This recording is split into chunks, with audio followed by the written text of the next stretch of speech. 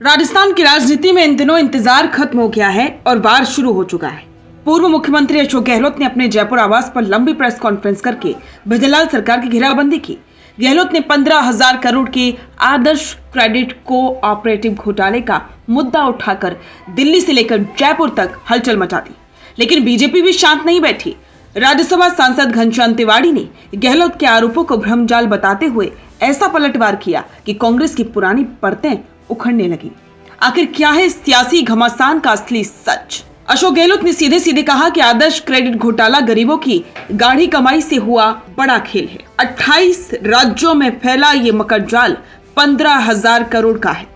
गहलोत का आरोप है कि 22 बीघा जमीन को औने पौने दामों पर नीलाम किया गया और सरकार की मिलीभगत से जमीनों का अवैध नामांतरण हुआ। सबसे बड़ा हमला तब हुआ जब गहलोत ने कहा कि आरोपी और सरकार दोनों की पैरवी एक ही लॉ फर्म कर रही है।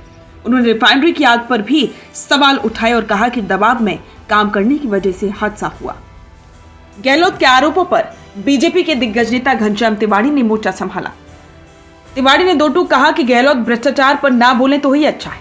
उनके मंत्री और अधिकारी आज भी सलाखों के। तिवाड़ी ने याद दिलाया कि गहलोत के समय जेजीएम घोटाले में बिछाई गई पाइपलाइनों से पानी ही नहीं हवा निकलती। उन्होंने गहलोत के इंतजार शास्त्र पर चुटकी लेते हुए कहा कि सरकार तो तब हिल रही थी जब उनके उप मुख्यमंत्री यानी कि सचिन पायलट बगावत कर रहे थे। उन्होंने साफ किया कि बीजेपी सरकार ओबीसी आरक्षण के साथ पंचायती राज चुनाव कराना चाहती है, जिसे गहलोत बिगाड़ने की कोशिश कर रहे हैं। इसके अलावा अशोक गहलोत ने सीएम भजनलाल शर्मा पर तंज कसा कि हेलीकॉप्टर में उड़ना गलत नहीं है, लेकिन जमीन से जुड़ाव जरूरी है। इस पर तिवाड़ी ने पलटवार किया कि सरकार ने 1.25 लाख नौकरियां दी हैं और भर्ती कैलेंडर भी जारी हुए, जबकि गहलोत का दौर सिर्फ पेपर लीक के लिए याद किया जाता है। RGHS योजना पर भी दोनों नेताओं के बीच ठन गई है। जहां गहलोत इसे फेल बता रहे हैं तो वहीं तिवाड़ी का दावा है कि उन्होंने कांग्रेस के समय की गलतियों को सुधार करके इस योजना को संजीवनी दी। घनश्याम तिवाड़ी का कहना है कि राजस्थान की जनता ने कांग्रेस को 3 बार उखाड़ फेंका है और अब खुद आलाकमान गहलोत से पीछा छुड़ाना चाहता है।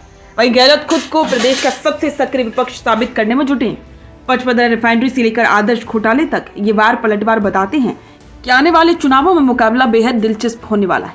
क्या गहलोत अपनी राजनीति बचा पाएंगे या बीजेपी का भ्रष्टाचार वाला कार्ड उन पर भारी पड़ेगा? तो आदर्श घोटाले और रिफाइनरी कांड पर आपकी राय क्या है? क्या गहलोत के आरोप सही हैं या तिवाड़ी का पलटवार भारी पड़ा?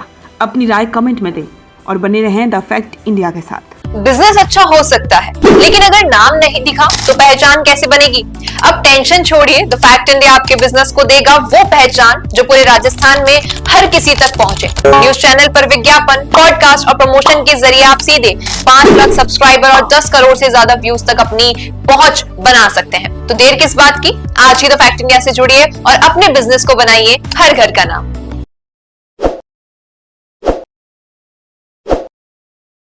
ताजा खबरों के लिए विजिट करें द फैक्ट इंडिया।